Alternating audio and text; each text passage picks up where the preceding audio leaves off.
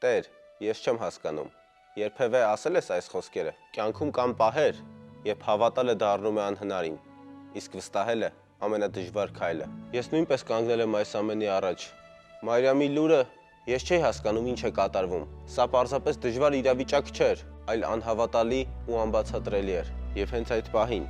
վախի ու շփոթության մեջ, Աստված խոսեց. «Մի վախեցիր»։ Այդ երկու բառերը շրջեցին ամբողջ պատմությունը, ոչ թե որովհետև իրավիճակը պարզ դարձավ, այլ որովհետև ընտրեցի վստահել ու հավատալ։ Հավատքը չի դրսևորվում այնտեղ, երբ ամեն բան հասկանալի է դառնում, այլ այն սկսվում է այնտեղ, որտեղ դու ոչինչ չես հասկանում, բայց քո ներսում լսում ես նրա ձայնը և վստահում ես նրա խոսքին։ Իսկ դու այսօր ինչի առաջ ես կանգնած։ Ի՞նչն է թվում անհնարին ու չափից դուրս ծանր։